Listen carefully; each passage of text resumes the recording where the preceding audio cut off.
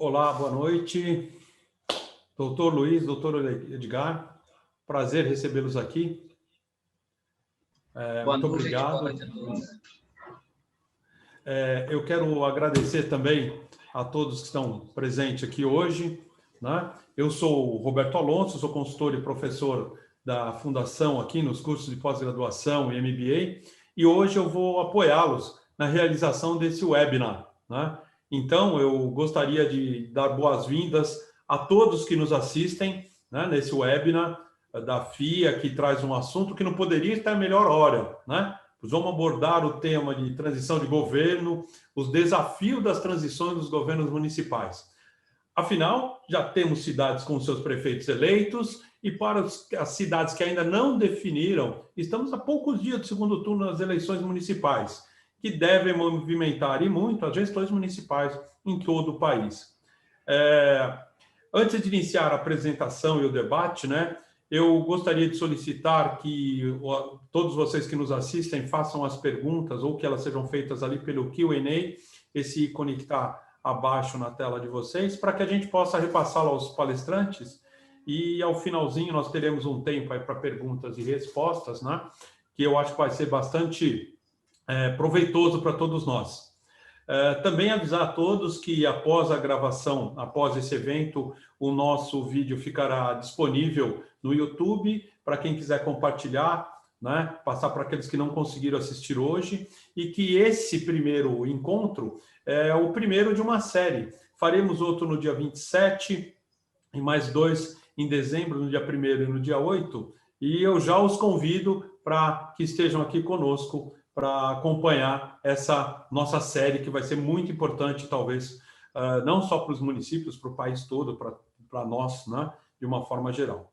Então, gostaria, primeiro, de apresentar a FIA, né, para aqueles que conhecem, reforçar alguns pontos importantes, e para aqueles que não conhecem mais profundamente, apresentar um pouquinho da história da Fundação, né, que já é reconhecida mundialmente como uma importante referência de excelência em ensino, se mostrando aí no mundo todo como uma das mais avançadas instituições e está inserida internacionalmente, né, promovendo intercâmbios, convênios com as principais universidades nos Estados Unidos, na Europa, na Ásia, nas Américas como um todo. E a Fundação atua em 3 áreas importantes, né? A área de educação, desde os seus cursos de graduação em administração, nos cursos de pós-graduação, MBA, pós-MBA, mestrado profissional em gestão de negócios, e também nos seus cursos de educação executiva, EAD, cursos em company, tanto para iniciativa pública quanto para iniciativa privada, né? Na área de consultoria, a Fundação já realizou mais de 8.000 projetos, né? Sempre trazendo desenvolvimento, geração de conhecimento, inovações, estratégias transformadoras para os profissionais, para as organizações privadas, organizações públicas, para o terceiro setor, ou seja, para o país de uma forma geral. E nessa terceira perna aqui desse nosso tripé, a Fundação trabalha com as pesquisas, né? Realiza, por exemplo, o ranking de varejo, mais recentemente as pesquisas Empresas Incríveis para se Trabalhar, ou FIA Employee Experience, né? Em parceria com o UOL. Também faz o projeto Empresas Mais, em parceria com o Estadão, entre diversas outras. E nesse ano, a Fundação está completando 40 anos de existência. E evidentemente que isso é não só uma marca importante, mas uma boa oportunidade para ela continuar olhando para o futuro como sempre tem feito, buscando colaborar na construção de uma sociedade mais evoluída, mais consciente, mais justa, né? Que é o que a gente precisa. Ainda mais num dia como hoje, que nós estamos discutindo a consciência negra, um feriado importante em que todos passamos por um momento de reflexão. Então, a gente acredita que esse mundo está em mudança constante, mudança rápida, né? Nunca passando pelo que estamos passando agora. E esse cenário, nesse contexto, requer de todos nós, como pessoas, como profissionais, uma postura bem inovadora na criação de novos cenários, de ambientes para gerar oportunidade, para superar os desafios, né? Buscando essa sociedade coerente com esse novo tempo. Para a gente é muito importante, então, essa arena de debate que fazemos hoje, né? E reforçando essa vocação de ajudar a construir o futuro, eu gostaria de apresentar os nossos convidados de hoje, que tem um recado, tem um conteúdo muito importante para todos nós. Dr. Edgar Walker Dias, muito obrigado por estar aqui conosco. O Dr. Muito obrigado, Edgar, eu que agradeço, professor. Obrigado. O doutor Edgar é advogado, atuante no direito público, foi secretário municipal, é especialista em direito municipal pela Escola Paulista de Direito, é consultor aqui na Fundação, né, e tem larga experiência no ramo de licitações, contratos administrativos, terceiro setor e controle interno. Então, dou boa noite também, boas-vindas ao doutor Luiz Gustavo Cordeiro Gomes. Doutor Luiz, muito obrigado por sua presença. Boa noite, eu que agradeço. Obrigado, professor. O doutor Luiz é advogado também com mais de 10 anos de atuação no direito público, especialista em direito administrativo pela PUC, Pontifícia Universidade Católica de São Paulo, consultor também, palestrante aqui na FIA. Ele é responsável por análises de conformidades jurídicas de diversos projetos de reforma administrativa municipais, plano de carreira para o setor público, regimes próprios de previdência municipal. Então, hoje nós estamos muito bem acompanhados, pessoas com grande expertise e grande experiência, que acho que darão um recado muito importante para todos nós. Doutor Luiz, doutor Edgar, muito obrigado por estar aqui. Agora a palavra é com vocês. Muito obrigado, Roberto Alonso. Obrigado aí pela introdução e pelo apoio que você tem dado para a gente, que a FIA tem dado. A gente agradece também ao professor Ricardo Camargo, que apoiou esse projeto da gente transmitir esse recado para os grupos que foram eleitos, né, nessa nossa eleição municipal, né, nesse último domingo, né? E a nossa intenção, então, é de apresentar, né, para todos esses grupos que agora enfrentarão as transições dos governos municipais, subsídios. Nós vamos trazer aqui para o debate as críticas, aqueles elementos e aquelas informações que a gente julga extremamente importante para esse momento, né, doutor Edgar? Exatamente. A ideia é tentar contribuir para esses novos gestores, para esses novos prefeitos, com o desafio de organizar e gerir uma cidade. Nós sabemos que os desafios sempre são grandes, né? Sempre traz ali inovações ano a ano e que acabaram de sair, né, de um grande desafio que é vencer as eleições, e nós queremos contribuir um pouco mais com o desafio de receber uma administração e continuar a geri-la com excelência e qualidade. A gente chama esse projeto de projeto de transição de governo e a gente agrega a ele o elemento desafio para os novos gestores, porque nós não temos nenhuma dúvida de que, de fato, as novas equipes enfrentarão, neste momento, muitas dificuldades nessa alternância de poder. Nós temos a experiência de ter acompanhado as últimas transições de governo, né, de 2016 para 2017, mas, com certeza, nós estamos passando por um momento que traz componentes ainda mais específicos, né, em relação às transições de governo, como, por exemplo, as medidas de enfrentamento à pandemia, que ainda estão presentes no dia a dia da administração pública. Então, a gente também teve a mudança, né, na própria data da eleição, que também é um fator que acabou atrasando o início das transições de governo, ou seja, nós teremos menos tempo para fazer transições de governo. E por que transição de governo é importante e por que esse tema entrou na pauta da FIA? Bom, primeiro, pela preocupação que a instituição tem com a administração e também com a administração pública. Haja vista os projetos que a FIA desenvolve em várias prefeituras, em vários municípios e também em vários estados. A FIA tem um relacionamento com vários órgãos do poder público, né?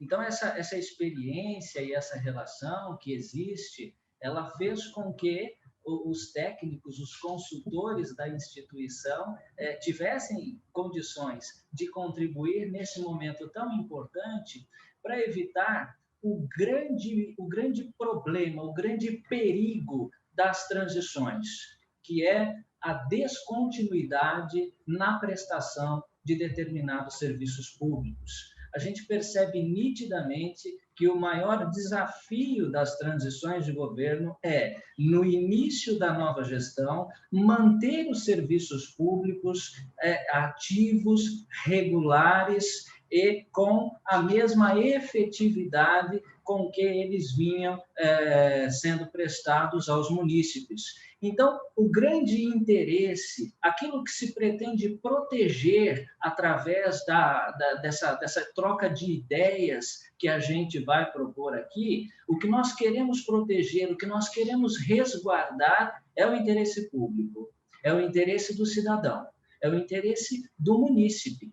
Então, as equipes de transição de governo, elas devem sim se interessar em procurar apreender, em procurar trocar boas práticas com outras equipes de transição de governo, em verificar quais são os procedimentos que devem ser adotados para que uma transição de governo ocorra, né? Quais são as informações que deverão ser solicitadas, né? Como é que nós devemos formalizar a equipe de transição de governo, né? Após a chegada das informações solicitadas, né? Quais são as análises que nós devemos fazer para, a partir dessas análises, criar diagnósticos, elaborar cenários e produzir, sobretudo, um relatório de transição de governo.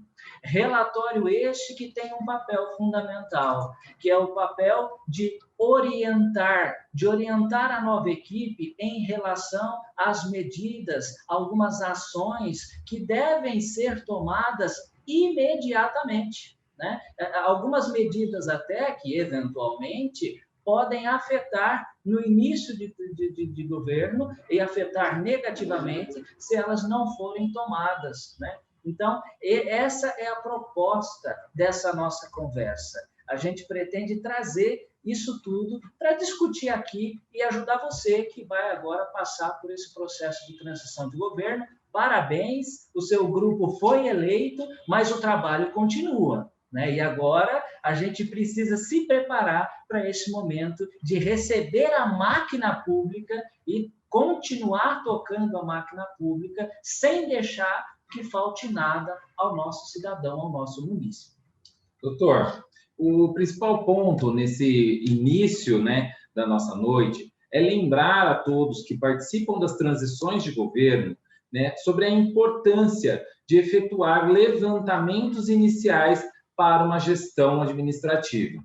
Bem, o desenho constitucional, ele já faz com que o escrutínio eleitoral se encerre e que você tenha um período para poder tomar parte do que está acontecendo ali naquela gestão, para aí sim você iniciar o seu governo.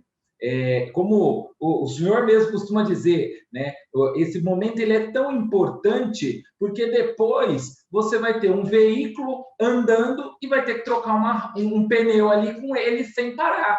Então, isso vai gerar ao gestor público uma dificuldade muito grande. Por isso, o desenho constitucional é que as eleições aconteçam um pouco antes do fim do ano para a posse se dar, né, no início de um novo ano, no dia 1º de janeiro do ano subsequente ao período eleitoral.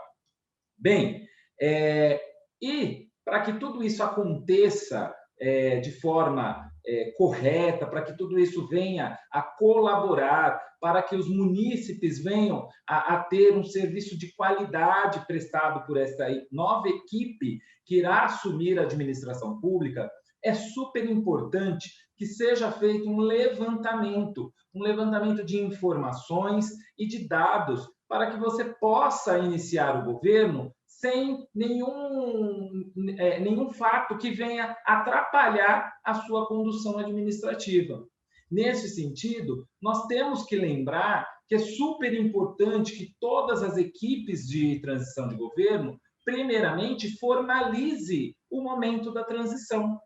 E formalize de que forma? Encaminhando, então, o ofício ao governo, né, ainda atual, ao prefeito, né, atual, encaminhe este ofício com a composição da sua equipe de transição de governo, bem como nós orientamos que seja comunicado também os demais órgãos da cidade, né, o fórum, o Ministério Público, o fórum na presença do juiz diretor, juiz corregedor, para que ele saiba quem é que está tomando parte ali daquele governo, quem é que está iniciando essa transição, para aí sim a gente conseguir obter informações que serão essenciais em todo o processo de transição.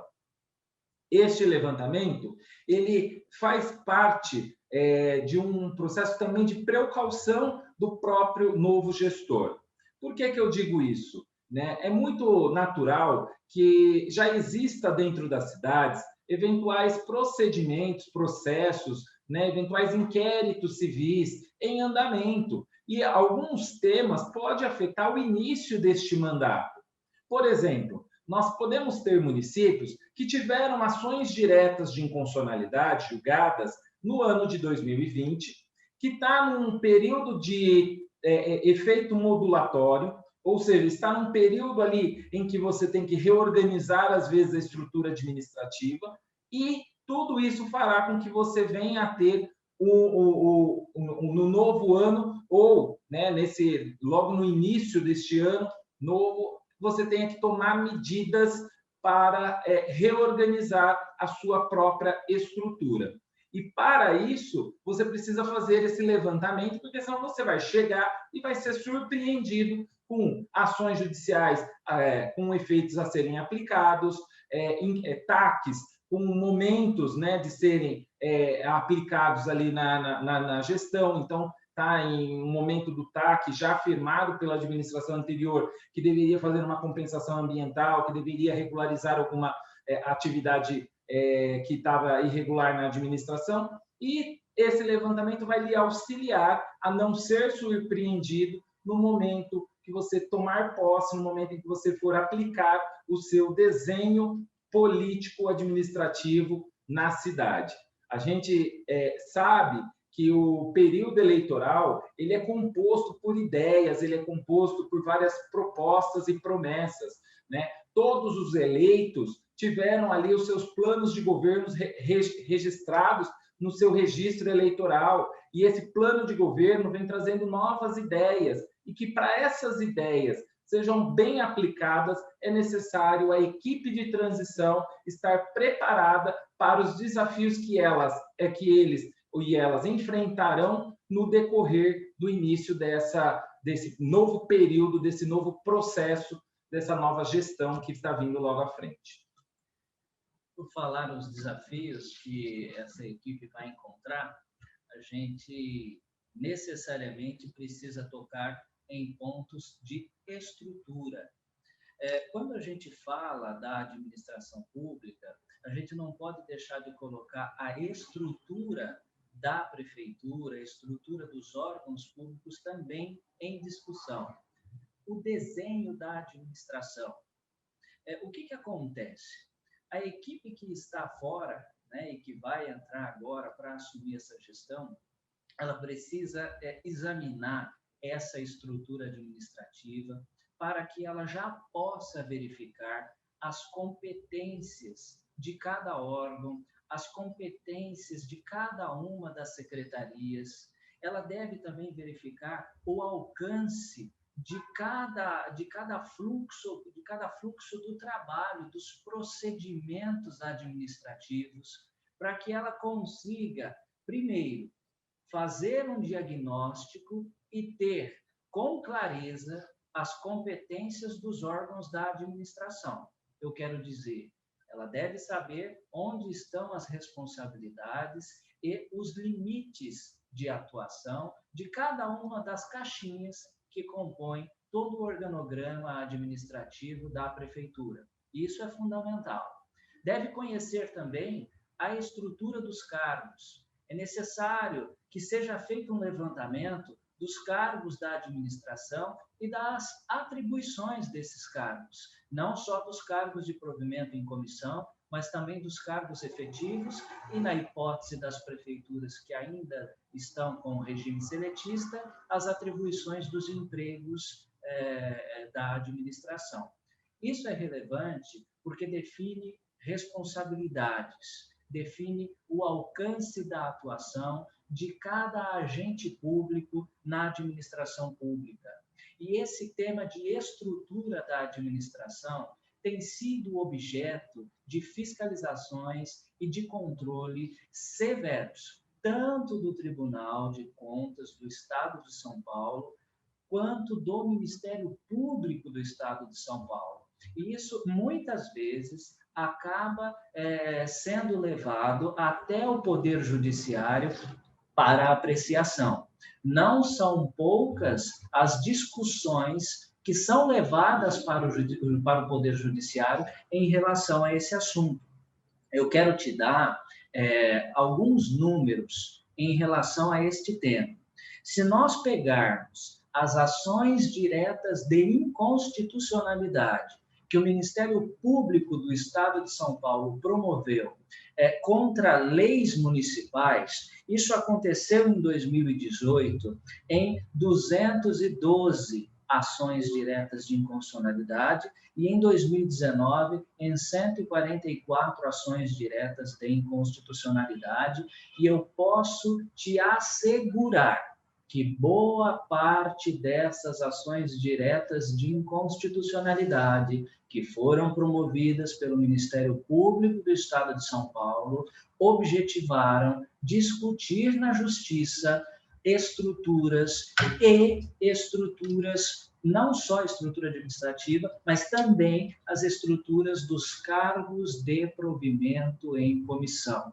Nós temos hoje uma grande fiscalização em relação aos cargos de provimento em comissão, e aí o Ministério Público ele quer questionar se os cargos realmente têm natureza de comissionados para desempenhar atividades de direção, de chefia e de assessoramento.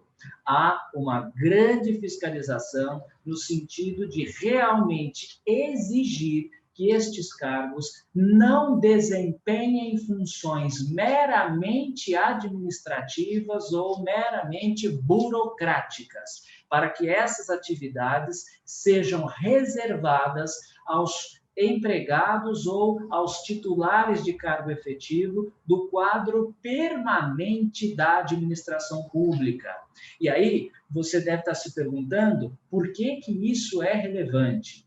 Bom, isso é relevante porque os quadros da administração pública, se questionados através de uma ação direta de inconstitucionalidade, eles podem receber uma decisão que os declare inconstitucional. E se isso acontecer, o resultado dessa declaração de inconstitucionalidade dos cargos é a determinação de que eles sejam exonerados da administração pública. Portanto, imagine você que está planejando entrar com o seu time para realizar as atividades da administração e, eventualmente, você é surpreendido com uma decisão judicial que, nas primeiras semanas do seu governo, determina que os comissionados sejam exonerados. Seria extremamente grave, nocivo e prejudicial logo no início da sua gestão.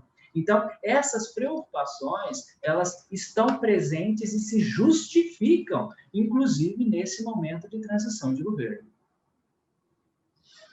Luiz, além de tudo isso, nós temos que lembrar, né, que esse momento de estrutura também já foi analisado pelo próprio Tribunal de Contas do Estado de São Paulo, que quando da análise da efetividade do ano de 2016 para o ano de 2017, identificou, né, que 63% dos municípios pioraram o seu índice de efetividade. O que isso significa? né, em poucas palavras, que os municípios, nas transições de governo, não costumam conseguir manter a qualidade do serviço desempenhado pela gestão anterior. E por que isso acontece, né? Isso vem acontecendo por uma ausência de um planejamento. Porque neste momento de transição de governo, é necessário que seja realizado o planejamento das ações e que essas ações estejam também bem desenhadas no mesmo formato que será a cobrança deste novo governo. Como assim, né? A título exemplificativo, o Tribunal de Contas do Estado de São Paulo, ele divide as suas fiscalizações em quadrimestres. Então, as ações de governo, elas precisam tentar, né, atender uma divisão quadrimestral também. Por quê? Porque senão as fiscalizações sempre vão pegar metade do seu serviço, metade do seu empenho, metade ou um pouco mais da metade, e nunca vai conseguir enxergar a conclusão deste serviço. E como que eu faço isso, né? Para se realizar essa divisão, é importante você pegar neste momento todos os seus projetos políticos, que são aqueles projetos desenhados e desenvolvidos pela sua equipe no momento ali do registro eleitoral, que veio o plano de governo, pegar esses projetos e dividir em projetos de pequeno, médio e longo prazo. Né? O que dá para ser efetuado ali nos seus primeiros quadrimestres, né? O que tem que ser feito no segundo ano de governo e o que vai ser feito no terceiro ano de governo. E, além disso, não se esquecer que, como nós já falamos, você fez o levantamento necessário, você ainda vai ter que encaixar dentro deste seu planejamento todas as ações que estavam, né, sendo debatidas nas contas das gestões anteriores. E, neste ponto, um grande alerta. A gestão, os órgãos de controle, eles não enxergam os mandatos, eles enxergam a gestão como uma gestão contínua. Então, ele não vê para o novo gestor, ele não vê ao novo gestor a questão dele estar assumindo agora.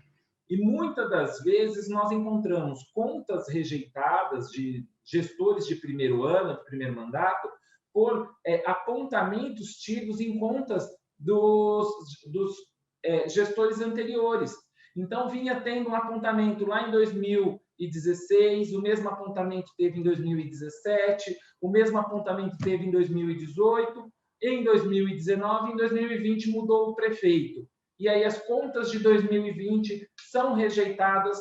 Por quê? Porque teve vários apontamentos em contas anteriores que não foram solucionados e no primeiro ano de mandato foi rejeitado ali a sua gestão, a sua administração de primeiro ano por um apontamento de um outro gestor que não deu solução àquele problema. Então, é muito importante essa fase de levantamento, conversada com a fase do planejamento e, principalmente, né, bem estruturada com a questão da estrutura organizacional da prefeitura. Nós não podemos esquecer, né, que, às vezes, apontamentos muito corriqueiros pelo próprio órgão do Tribunal de Contas e pelo Ministério Público, como bem disse o Dr. Luiz, é a questão de cargos. Então, às vezes, já tem um defeito ali, né, apontado pelo órgão de controle, pelo Tribunal de Contas, na questão de cargos. Você, na hora que vai assumir o seu governo, vai assumir também o defeito que já vinha sendo gerado, que já havia dentro da administração anterior, e, se não bem corrigido logo no início do seu mandato, pode ser que você tenha um prejuízo não só administrativo, mas também político. Porque no meio do governo vem uma ação direta de inconstitucionalidade, vem, às vezes, dependendo da situação do município, não é concedido nem sequer modulações de efeito, para poder você ter um período de organização, já vem logo o pedido de liminar, mandando exonerar todos os seus cargos da gestão. E isso nós já vimos nesse decorrer dos mandatos anteriores que a gente vem acompanhando. Com certeza. E veja como esses dois temas, estrutura administrativa e planejamento, eles devem se unir, sobretudo nesse momento de transição. O doutor Edgar pontuou muito bem. Existem apontamentos reiterados em relação à sua prefeitura. Apontamentos que talvez já estejam inscritos nas contas de 2017, 2018, 2019 e também nas contas de 2020. Nesta condição de apontamentos. No entanto, se esses apontamentos não receberem o devido tratamento, a devida atenção, em 2021, eles podem deixar de ser meros apontamentos e ganhar corpo suficiente para se tornarem motivos de reprovação das suas contas. E por que a relevância de ter a estrutura administrativa alinhada com esse planejamento? Porque ao realizar o diagnóstico das áreas mais sensíveis e desses apontamentos reiterados, você terá condições, conhecendo bem a estrutura administrativa da sua prefeitura, você terá condições de escalar os melhores membros do seu time para realizar os devidos ou as devidas correções naqueles defeitos, para atuar naqueles elementos que estão dando problemas, que estão gerando apontamentos, alertas dos órgãos de fiscalização e controle. Então, eu acho que é sobretudo por essa razão que esses temas se entrelaçam. E aí eu quero pedir também, nesse assunto de planejamento, que o doutor Edgar nos conte um pouquinho de um levantamento de dados que ele realizou e que eu acho que exemplifica muito bem esse momento de passagem de governo. Examinando o IEGM, que é um índice de efetividade da gestão municipal, índice este elaborado pelo Tribunal de Contas do Estado de São Paulo, a gente percebe nitidamente uma diferença das notas do IEGM de 2016 em relação às notas do IEGM de 2017. Não é à toa que nós estamos falando de um período onde houve a transição de governo dos eleitos de 2016 para o primeiro ano de mandato em 2017. E a gente percebeu nitidamente um reflexo dessa alternância de poder, e isso pode ser verificado nas notas de IEGM dos municípios de São Paulo, e eu queria que o Edgar falasse um pouquinho sobre isso. Meus amigos, só para vocês entenderem como é importante essa primeira análise, conforme o doutor Luiz passou. Na gestão de 2016 para 2017, na troca de governo 16 para troca de governo 2017, dos 645 municípios do estado de São Paulo, 409 municípios pioraram as suas notas. Uma parcela muito grande de municípios que tinham notas não tão altas, porque a nossa nota em 2016 de média, né, estadual era B, né, não era nem B+ e nem A, era B, significa que nós estávamos ali bem no mediano de uma qualidade de gestão. Ela piorou no ano de 2017 com os novos gestores. Somente 203 municípios conseguiram se manter na gestão municipal com a mesma qualidade, com a mesma nota, né, segundo os apontamentos e os levantamentos do Tribunal de Contas do Estado de São Paulo. E 33 municípios melhoraram. 33 municípios tiveram uma melhora na sua qualidade de efetividade da prestação de serviço municipal. Isso nos demonstra que muito poucos municípios conseguiram atingir uma melhora de serviço durante uma transição de governo. Tenho certeza que talvez o que faltou para esses municípios que nós falamos foi atender o levantamento, o planejamento, a organização, né, que nós estamos aqui tentando transmitir e colaborar para com todos deste novo mandato, para que no ano de 2021 nós possamos ter índices muito melhores, nós consigamos reverter este quadro de municípios que pioram a sua qualidade de gestão municipal, né, quando há uma transição de governo. Isto é essencial para que também os novos gestores, os nossos novos prefeitos, possam cumprir com as metas prometidas durante o período eleitoral. Concorda, doutor? Não tenho dúvida disso. Eu tenho certeza absoluta que uma boa transição de governo, ela possibilitará que os municípios mantenham e melhorem suas notas. Esses dados que demonstram que 409 municípios pioraram os índices de efetividade, significa que dos 644 municípios que se submetem à fiscalização do Tribunal de Contas do Estado de São Paulo, 404 entregaram serviços públicos piores para a sua população. E boa parte da responsabilidade disso é não ter planejado, desde a transição de governo, a troca do comando da gestão pública. Então, planejamento, estrutura administrativa, diagnóstico, exame das informações, análises, passam a ser fundamental. Eu sei que você planejou o primeiro ano de governo. Acontece que dessas análises feitas na transição, podem surgir elementos, dados, informações que te conduzam a corrigir determinadas rotas para atingir os mesmos resultados, mas com formatos, com maneiras diferentes daquelas que você tinha programado. Para tanto, é necessário conhecer os dados, é necessário ter as informações. Então, eu não tenho dúvida de que esse planejamento, essa análise passa a ser fundamental.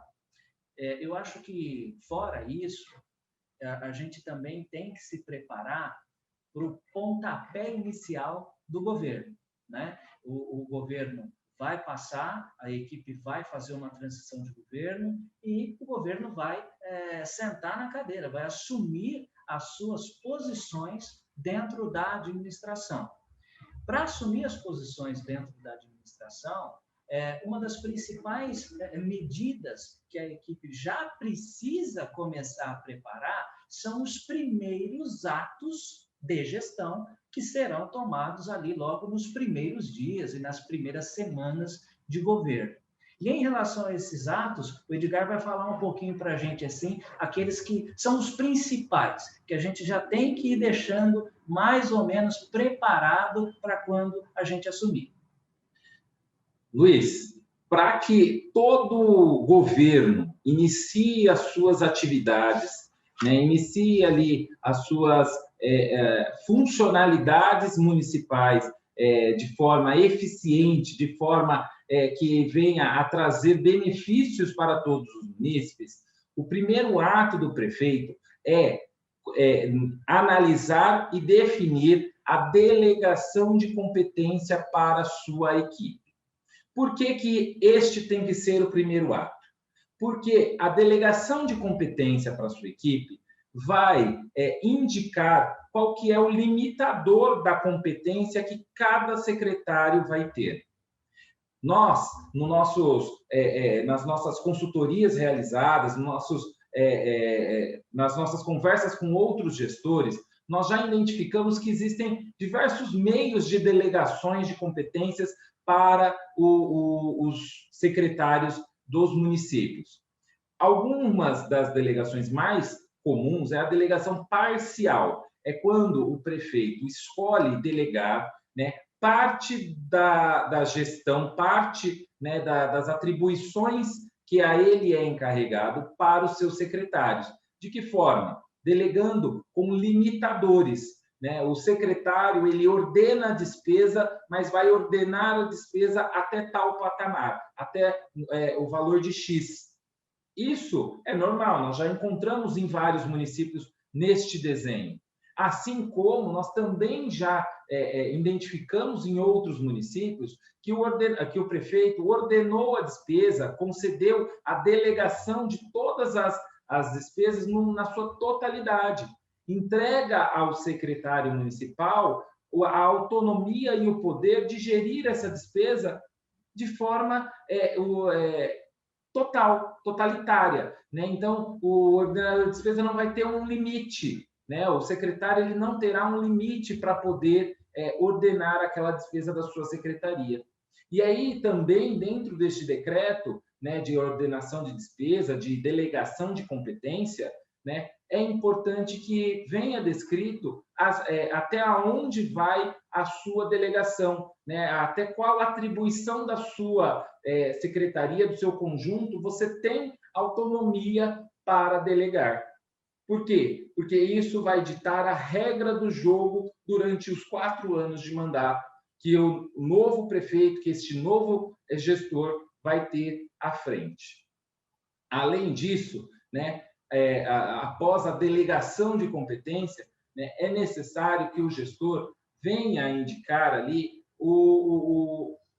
alguns atos, né, e alguns atos primários, como declaração dos feriados municipais, decretação dos feriados municipais, decretação de quais dias festivos teremos dentro da cidade, né, o calendário escolar, a matriz curricular, reanálise, né, principalmente do estado de calamidade do município.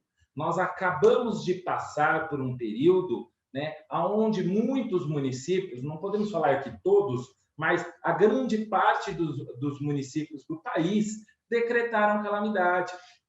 E decorrente da pandemia, com certeza. Mas esta calamidade, aqui no estado de São Paulo, foi ali homologada pela Assembleia Legislativa até o dia 31/12/2020. Dia 1º de janeiro, este novo gestor precisará identificar se vai dar continuidade ou não vai dar continuidade à calamidade, se o município encontra-se em estado de calamidade ou se seria caso, né, de adotar uma medida menor, como a decretação do estado de emergência e não de calamidade. E tudo isso irá refletir na condução da sua gestão municipal, na condução do seu governo. Paralelamente aos decretos de calamidade pública que foram decretados por boa parte dos municípios, a gente também teve, em vários deles, os decretos de contingenciamento, né? Muitos decretos de contingenciamento para reduzir as despesas, controlar os gastos públicos. Muitos desses decretos, inclusive durante esse período da pandemia, eles instituíram verdadeiras comissões que tinham como obrigação fiscalizar as novas contratações que eram feitas pelos órgãos da administração e, em alguns casos, essas comissões detinham o poder até de indeferir determinadas requisições de compras que eram lançadas pelos gestores das pastas, né, das secretarias dos municípios. Então, naturalmente, nesse momento, é necessário avaliar a realidade fática, o contexto fático do município, primeiro, para verificar se existe um contexto que continua justificando uma decretação do estado de calamidade e se as finanças públicas do município também continuam justificando medidas como decretos de contingenciamento. E isso é fundamental e nós precisamos examinar isso durante as transições de governo, porque estes decretos, eles têm uma implicação direta, por exemplo, com a Lei de Responsabilidade Fiscal. Perfeito. Além de todos esses atos, né, nós não podemos esquecer que existem diversos decretos a serem promovidos ali logo nos primeiros dias de governo, como decretos que vão indicar os índices, né, de aplicação de reajustes, decreto que vai reajustar salário mínimo municipal trazendo a analogia do salário mínimo federal, existem municípios que o piso, né, salarial do município é o salário mínimo federal. Então, vai ter que ter o decreto vindo a trazer o novo salário mínimo federal como pisos do salário mínimo municipal para os seus servidores, reajustes, né? Como que vai acontecer os reajustes, decretos que vão tratar da organização administrativa da sua prefeitura, né? O que vai trazer ali o fluxo de trabalho administrativo dos departamentos, eventual decreto que organize o processo de compras, não vai tratar da licitação em si, porque ela é regulamentada por lei federal, ela é regida por lei federal, mas ele vem tratar o procedimento, o fluxo do processo administrativo dentro da administração, quais são os prazos, como que ele vai percorrer de um departamento ao outro, né? Tudo isso é tratado por meio de decreto, e esses decretos precisam estar previamente estudados, previamente preparados, para que você tenha, né, um início de governo mais tranquilo, um início de governo mais bem desenhado, um início de governo mais bem programado, e assim você vai atingir uma efetividade, com toda certeza, muito melhor do que foi do ano de 2017, né, quando daquelas transições. Eu acho que a gente está esgotando o nosso tema, Edgar, e eu acredito que a gente precise necessariamente agora abrir para as perguntas que os nossos amigos que estão acompanhando aqui tenham feito, né?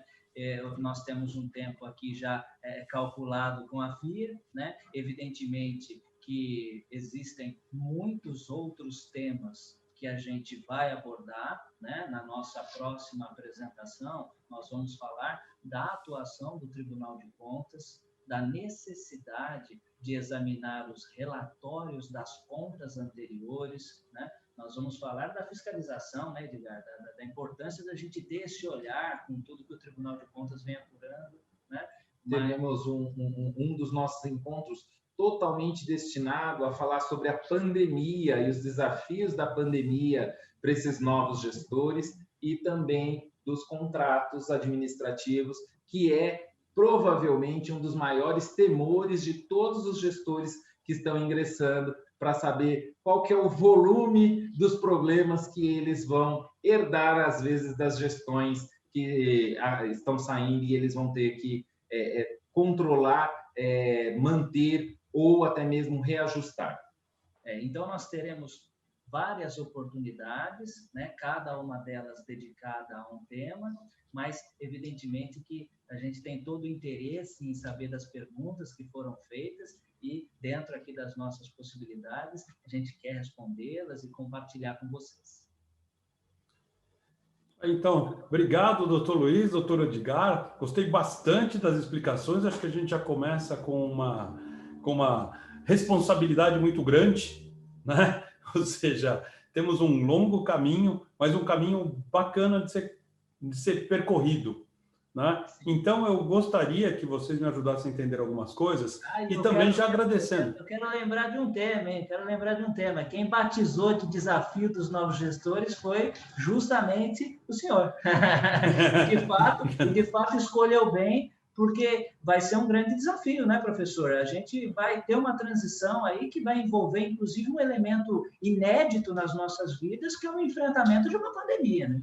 Pois é, não é? É como diria o Renato Russo, o futuro não é mais como era antigamente, então a preparação vai ser necessária ser feita, né? E, bom, eu quero primeiro agradecer aqui algumas pessoas, antes de começar com todas as perguntas. O Ronaldo Perrucci fez uma consideração, aliás, uma parabenização, falando sobre a transição deve ser feita por uma equipe experiente na administração pública, e acredito que ele seja bastante correto nesse momento, né? Porque eu pensando aqui, veja, tem uma questão que está né? Aqui, sabe aquela pulguinha atrás da orelha, dizendo, como é que a gente vai planejar, como os novos gestores planejarão, se eles ainda não têm acesso às informações, doutores? O acesso a informações, olha que desafio. É um desafio mesmo, e de fato a gente verifica isso na realidade dos municípios. A gente tem iniciado o acompanhamento de algumas transições e tem sido comum, a gente já ouviu várias pessoas ao longo desta semana dizer que há uma resistência da administração, que não quiseram recebê-los, que o prefeito já mandou recado que não vai ter transição nenhuma, né? Bom, e aí como é que nós vamos lidar nestes casos, né? Nós vamos precisar ter bastante habilidade para procurar as informações nos lugares certos. Felizmente, hoje, nós temos portais de transparências onde a gente consegue buscar muitas informações a respeito da administração, relatórios, né? Mas não fica só nisso, né, Edgar? Acho que a gente tem outros canais também que servem a esse interesse da equipe de transição. A gente tem que lembrar que um dos principais princípios até da própria administração pública é a harmonia entre os poderes, né? Tendo uma harmonia entre os poderes, nós recomendamos que a equipe de transição não se limite a comunicar a transição somente à prefeitura, né? Então, comunique a transição ao Poder Legislativo, ao presidente da Câmara, comunique a transição ao Ministério Público, ao membro do Ministério Público, principalmente o membro do Ministério Público que for responsável pelo patrimônio público, né? Comunique ao juiz corregedor da comarca, comunique também ao presidente do Tribunal de Contas, tendo eventual dificuldade, né? Eu gostaria de lembrar que, principalmente aqui em São Paulo, o Tribunal de Contas mantém um portal de transparência paralelo ao dos municípios. O que isso significa? Se você entrar no site do Tribunal de Contas, você vai localizar o visor. O visor é uma ferramenta do Tribunal de Contas que vai auxiliar esses novos gestores a localizar informações que eventualmente não serão fornecidas ou que não estão disponíveis no próprio portal de transparência dos municípios, como relação de contrato, situação financeira, relatórios e alertas, né? Localize os alertas que o município vem tendo, né, no percorrer deste ano. Você já vai conseguir saber mais ou menos como que está a situação da saúde financeira do seu município, né? Então, ferramentas existirão, né? Nós estamos até aqui para também auxiliá-los e, com toda certeza, criar ali um mecanismo de transição de governo que, mesmo com os empecilhos, com às vezes, as dificuldades que nós enfrentamos de se comunicar com a gestão anterior, com toda certeza nós localizaremos formatos e formas para poder atender e salvaguardar toda a necessidade neste período de transição. Obrigado, doutor. Deixa eu dar uma olhada aqui nas perguntas dos nossos dos presentes aqui, todo mundo está participando. A Di Ribeiro fez uma pergunta, uma preocupação que ela tem, diz o seguinte: com vários decretos de calamidade pública até, existe algum risco de não haver esse processo de transição, ou seja, o novo governo que vai chegar talvez até adiando uma provável posse? Olha, pelo próprio calendário eleitoral, né, pelas resoluções que têm sido emitidas pelo Tribunal Superior Eleitoral, nós temos ali como prazo final de diplomação dos eleitos no dia 18 de dezembro, né? O que pode acontecer? O que pode acontecer é não ter aquela grande festividade de solenidade de posse, né? Porque era muito comum todos os municípios realizar aquela solenidade, né? Toda aquela sessão solene de posse do prefeito, do vice, de todos os vereadores eleitos. O que pode vir a acontecer é que em determinados municípios que não tenham suporte, né, para constituir uma sessão solene com atendendo todas as cautelas sanitárias instituídas pelo governo do estado, venham a não ter uma sessão tão grandiosa. Mas é impossível, pelo desenho constitucional que nós temos, né, a ausência ou o adiamento de uma posse do eleito. Então, dia 18 de dezembro é o prazo fatal para diplomação dos eleitos e dia 1º de janeiro com toda certeza, mesmo que simples, né, e ali só uma formalidade pequena entre a Câmara, né, e o novo prefeito, mas vai sim acontecer a sessão de posse, o ato de posse para os novos gestores. Vale lembrar também que boa parte das câmaras municipais, onde geralmente a gente tem ali a cerimônia da posse, elas também estão aparelhadas, né, com a tecnologia que transmite a solenidade. Então, eu acho que não haverá dúvida de que não haverá adiamento. Bom, obrigado. Tem uma pergunta aqui do Silvio Cotti. Ele é um gerente de projetos de TI e ele disse que ele tem muito interesse no tema, evidentemente, mas que ele já tentou contato com alguns candidatos, partidos, né? E ele teve uma série de dificuldades, não percebeu sequer interesse em falar em gestão de projeto nas administrações públicas, né? A percepção que ele teve. E aí a dúvida dele era assim, será que a gestão de projetos é uma atividade que não interessa muito na proposta dos candidatos, ou a gestão de projetos na administração pública é diferente, tem pouca maturidade, tem alguma especificidade diferente da iniciativa privada? Eu acho que esse elemento desse não ter maturidade, né? Essa coisa de que a gestão de projetos na administração pública ainda não ser plenamente madura, talvez seja uma das respostas, né? Mas eu acho que a elaboração de índices como esse, índice de efetividade da gestão pública, ele conduz, através dos órgãos de controle, como o Tribunal de Contas do Estado de São Paulo, ele conduz a administração a se organizar para isso, né? Então, eu acho que nós vamos, aos poucos, avançando, sim, para o caminho de gestão de processos públicos, né? Mas eu tenho que concordar com ele que, de fato, isso ainda é muito prematuro, né? Ainda é um processo novo, né? Ainda é novidade para a administração pública fazer gestão de projetos. E eu quero dizer também que essa questão da gestão de projetos é fundamental para que não ocorra a descontinuidade. Porque, às vezes, a gente tem uma administração que vem caminhando com o projeto, o prefeito não é reeleito e aquele projeto acaba, aquele projeto fica no meio do caminho.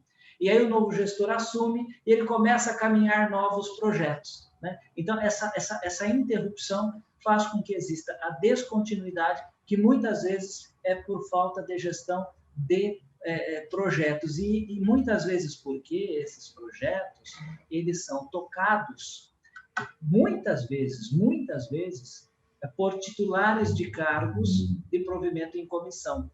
E o titular de cargo de provimento em comissão, ele é nomeado pelo vínculo de confiança entre ele e a autoridade que o nomeia. Então, o prefeito nomeia os seus cargos comissionados.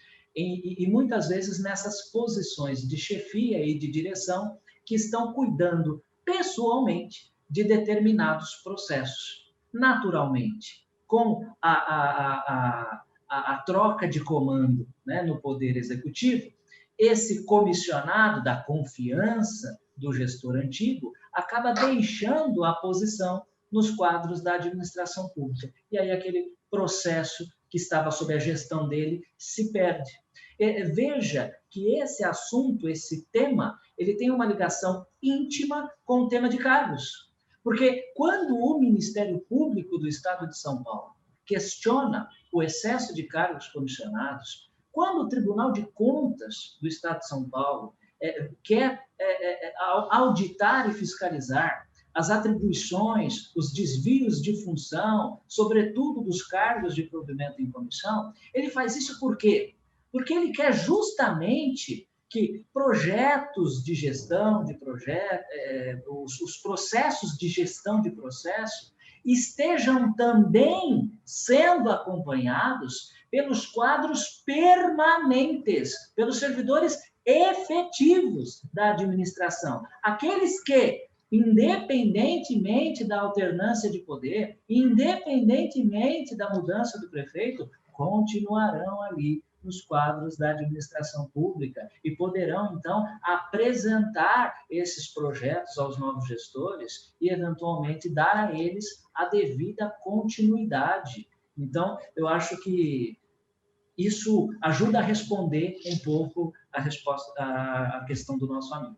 E, professor, se o senhor me permite, também só rapidamente pontuar que, pelo que eu vi da pergunta do nosso amigo Silvio, ele sente um pouco de ausência de conseguir levar para a administração uma ideia que, às vezes, não está dentro necessariamente de uma estrutura organizacional da prefeitura. Então, não foi o secretário de obras que fez, não é uma ideia de um secretário dentro do governo, é uma ideia de um popular, né? E isso nós identificamos muito quando a estrutura da administração do município ela é composta por indicações, né? Então, assim, os conselhos municipais, eles não são mandatários, eles não são eleitos, eles são indicados. Isso esvazia e esfria muito a participação popular, né? Atrapalha muito a união entre ideias, né, de pessoas que estão analisando de fora a imagem do poder público e a ideia de quem está ali, às vezes, mais concentrado, quem está mais envolvido com a ideia política de um governo. Então, tudo isso se modifica e se evolui na medida em que a participação popular ela é mais exaltada, ela é mais efetiva e que as pessoas têm mais direito de ter acesso à informação, aos projetos e à própria gestão. Só para concluir, ainda nesse tema, para a gente já encerrar este tema, veja só, o candidato, ele, para participar das eleições, registra a sua candidatura na Justiça Eleitoral. Portanto, existe uma instituição que cuida do candidato. Quando o candidato assume o governo, existem várias instituições que irão fiscalizá-los, acompanhá-los, não é mesmo? E nesse intervalo, no pós-eleição, até ele assumir a gestão, existe um vazio institucional. Existe um espaço que não está ocupado. Não existe uma instituição que pegue os eleitos pela mão e que institucionalmente os coloquem em um processo de transição. É um espaço vazio. Ele está eleito, então os nossos eleitos agora no domingo, né, quem conseguiu ficar eleito no primeiro turno, ganhou as eleições e ele vai experimentar um período que é uma lacuna institucional. Ele vai fazer a transição por iniciativa própria, porque a maioria dos municípios não tem lei municipal de transição de governo. A maioria dos municípios não tem formalidade alguma nesse processo e muitos deles não farão transição de governo. Então, existe um espaço vazio e é perigoso deixar esse espaço vazio, porque é nessa hora que deveria existir um espaço institucional onde os eleitos fossem acolhidos por algum tipo de instituição e essa instituição, então, contribuísse esses eleitos, contribuísse com eles e participasse junto com eles dos processos de transição até que eles assumissem a gestão. E eu acredito que esse espaço ele vai ser preenchido por instituições sérias e comprometidas, como a FIA, que talvez seja uma das poucas instituições do país que tenha se proposto a falar de transição de governo e cedido um espaço institucional das suas transmissões para conversar sobre esse tema. É verdade, doutor Luiz. A gente precisa, acho que esse é um assunto que precisa estar inserido no nosso dia a dia. Eu estava olhando aqui, né, algumas consequências imediatas aqui na gestão, quando o senhor estava falando sobre as ações aqui diretas de inconstitucionalidade, né, dos cargos de provimento em comissão, 212 ações, 144 ações, e a gente olha para cá e fala assim, o gestor que vai assumir também vai ter que responder, talvez, pela continuidade ou pela interrupção de projetos passados. É um movimento que precisa ser feito com muito cuidado para todos os novos gestores que assumem. Mas eu queria falar agora também de um outro ponto que eu acho importante aqui nas perguntinhas que a gente tinha separado, se existe alguma relação obrigatória entre as delegações. Os senhores falaram sobre delegar, né, as atividades, por exemplo, delegar as questões dos decretos. Se existe alguma relação obrigatória entre as delegações, o decreto de delegação mesmo, e as competências dos órgãos da estrutura administrativa atual ou a futura, né? E se tem alguma relação também com os efeitos da lei complementar 173 de 27 de maio, sobre as ações desses novos governos. Acho que eu falei muita coisa ao mesmo tempo, mas, enfim, não sei se vocês conseguiram entender isso. Não, com certeza. Eu acho que, bom, em relação aos decretos de delegação, eu acho que a gente pode responder objetivamente que, de fato, há uma relação direta em verificar a estrutura administrativa, fazer um exame, um diagnóstico, uma análise precisa a respeito das competências e, a partir disso, elaborar o decreto que vai delegar os poderes ali dentro da administração. Então, a resposta objetiva é sim, precisa alinhar um tema com o outro. E aí, em relação ao segundo tema que o professor está colocando, que é a Lei Complementar 173, de 27 de maio agora de 2020, essa lei, ela merece toda a nossa atenção, inclusive no período de transição de governo, tá? Porque essa lei, ela socorreu os municípios, né? Ela trouxe uma ajuda financeira aos municípios para o enfrentamento da pandemia, mas ela também alterou o regime jurídico da Lei de Responsabilidade Fiscal. Então, é preciso, sim, que a gente tenha um olhar sobre ela. E, em relação a ela, esse tema da Lei Complementar 173, ele está intimamente ligado aos decretos. Então, muito bem colocado pelo Edgar, quer dizer, olha, prefeitos eleitos, vocês manterão os decretos de calamidade pública? Sim ou não? Porque se a resposta for sim, existe uma implicação na Lei de Responsabilidade Fiscal. E aí eu queria que o Edgar falasse um pouco sobre isso, que responde esse questionamento, professor, da Lei Complementar 173. Nós temos que lembrar, professor, que a Lei Complementar 173, quando do artigo 8º dela, impôs ali uma série de imposições aos municípios que haviam decretado estado de calamidade.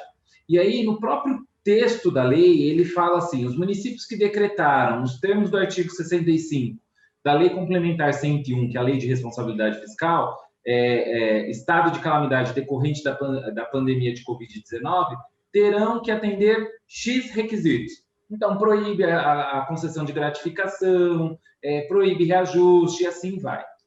A questão neste ponto é que, se você, e a partir de 1º de janeiro de 2021, não tem pandemia, o artigo 8º ele não se aplica, porque ele só se aplica aos que encontram-se enquadrados pelo artigo 65 da Lei Complementar 101. Então, o artigo 65 é exatamente a decretação do estado de calamidade para fins fiscais, para fins de responsabilização fiscal. Então, se não tem decreto de calamidade, não tem efeito do artigo 8º. E pelo conduzir, pelo andar da carruagem do próprio Tribunal de Contas nas fiscalizações do ano de 2020, é importante o novo gestor ficar atento se realmente ele vai ou não vai dar continuidade à calamidade, porque nós já identificamos apontamentos no sentido de que o município não apresentou índices que comprovavam o município realmente estar em calamidade pública. Então, muitos municípios se viram pela febre da decretação, né? Se viram ali, todos eles, pelo clamor social da decretação da calamidade pública no ano de 2020, e foi todo mundo junto.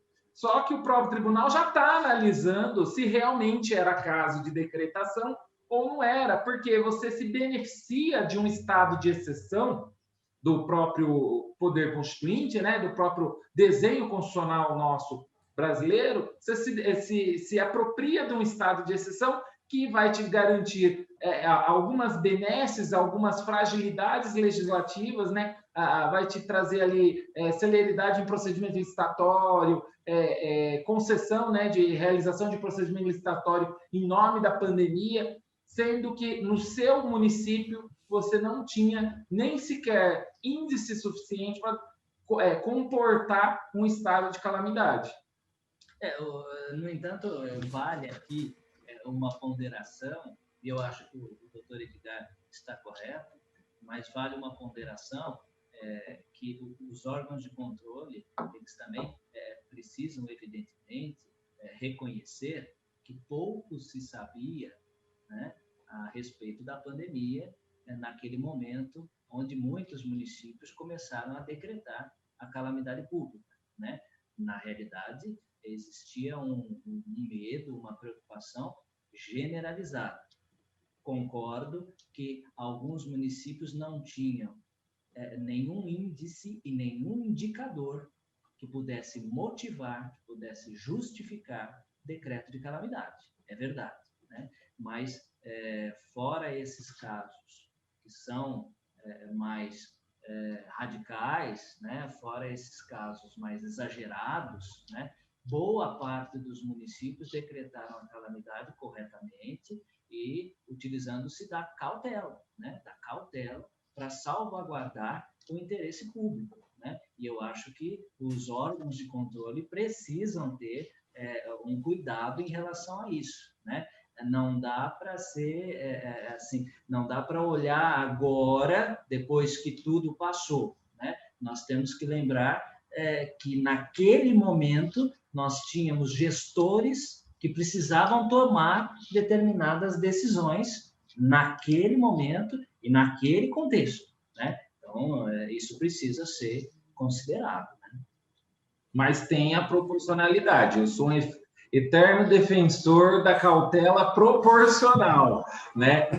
Nós acompanhamos muitos gestores, né? Já que está em estado de calamidade, vamos construir prédios, já que está em estado de calamidade, vamos adquirir 200 leitos de UTI, vamos construir hospitais milionários e assim vai. Não é muito bem nesse sentido. Muito embora houvesse um receio e um risco, né, as ações governamentais elas precisam ter efetividade. E para ter efetividade, você tem que fazer na medida correta, na medida certa, né? Não adianta fazer para 100 se você só tem 10 para atender. É isso mesmo, né, doutores? Isso explica, talvez, esse índice de efetividade da gestão municipal, talvez, a preocupação para que esses números voltem a crescer. Eu tenho uma mensagem aqui, o Silvio agradecendo bastante aí pela objetividade e qualidade nas respostas. Quem mais aqui? O Paulo Roberto Ósio dando parabéns a vocês pelas belíssimas explanações. E eu, particularmente, quero também agradecer a presença de vocês, a participação de todos, né, por estarem aqui. Né? Quero agradecer a todos que sabe, nos prestigiaram por esse evento de abertura dessa nossa série sobre transição de governo. Doutor Luiz, doutor Edgar, muito obrigado. Eu gostaria de convidar novamente a todos para que estejam aqui no próximo dia 27. Nós daremos continuidade a essa série. Então, todos que estiverem agora nos assistindo, mantenham-se atentos à programação que vai estar publicada no site da FIA, fia.com.br. E aí vocês vão conseguir saber, entender um pouquinho mais, talvez, e descobrir o que esperar desse futuro que nos aguarda e também o que aguarda os novos gestores públicos de todos os municípios. Então, doutor Luiz, muito obrigado. Doutor Edgar, muito obrigado. Uma ótima noite para vocês. Se quiserem fazer a sua mensagem de despedida, eu agradeço bastante. Professor, a gente agradece e eu quero deixar, então, para todos os nossos amigos que estão nos acompanhando e que estão passando por esse processo de transição de governo, o nosso e-mail institucional da FIA, que é luizg@fia.com.br. Através desse e-mail, você que é membro de uma equipe de transição de governo, pode procurar pela FIA e nós teremos o maior prazer em atendê-los e subsidiá-los com os nossos checklists, com os nossos roteiros de transição. Conte conosco. Professor, mais uma vez, muito obrigado pelo espaço que a FIA está dando aqui para o nosso projeto. Eu quero agradecer a todos que nos acompanharam, novamente convidá-los a seguir aí os nossos webinars nos próximos dias, né? Nós temos aí uma agenda para as próximas conversas, para os nossos próximos bate-papos, e que, com toda certeza, a nossa intenção é auxiliar cada vez mais esses novos gestores que estão aí no meio de um olho do furacão, que é uma pandemia e uma nova administração. Estamos à disposição e eu agradeço muito a FIA por ter cedido todo esse espaço para a gente executar esse projeto. Muito obrigado. Recebendo mensagens ainda, Eliana Alves, parabéns, direto de Jundiaí. Andréa Burmetter, parabéns, excelente aula, direto de Campinas. E nós aqui em São Paulo, agradecemos a todos. Doutor Luiz, doutor Edgar, novamente, muito obrigado. O espaço está sempre à disposição de vocês para auxiliar também a esses nossos gestores. Muito obrigado a todos e uma excelente noite. Até dia 27, num novo encontro, estaremos aprofundando esses temas e trazendo novos também. Então, obrigado, boa noite. Até. Tchau, tchau.